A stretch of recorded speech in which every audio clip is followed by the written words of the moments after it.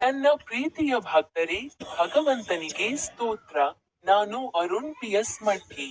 ನಿಮ್ಮೆಲ್ಲರಿಗೂ ಹೃತ್ಪೂರ್ವಕ ಶುಭಾಶಯಗಳು.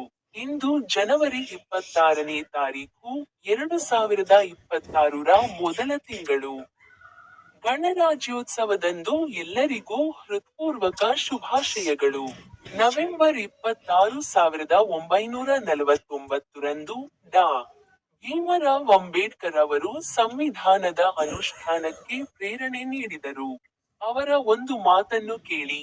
ಅವರು ಬೈಬಲ್ ವಚನದಲ್ಲಿ ಹೀಗೆ ಹೇಳಿದರು. ಸೇಂಟ್ ಜಾನ್ ಅವರ ಪವಿತ್ರ ಸುವಾರ್ತೆ, ಅಧ್ಯಾಯ 13, ಪದ್ಯ 16ರಲ್ಲಿ ಅವರು ಹೀಗೆ ಹೇಳಿದರು.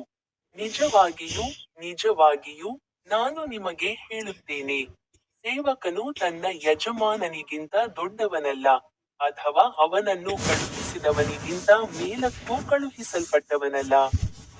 ನಿಮ್ಮೆಲ್ಲರಿಗೂ ಹೃತ್ಪೂರ್ವಕ ಶುಭಾಶಯಗಳು. ಮತ್ತು ನನ್ನ ಯೂಟ್ಯೂಬ್ ಚಾನೆಲ್ನಲ್ಲಿರುವ ಸ್ಟಿಕ್ ಬಟನ್ ಅನ್ನು ಕ್ಲಿಕ್ ಮಾಡಲು ಮರೆಯಬೇಡಿ.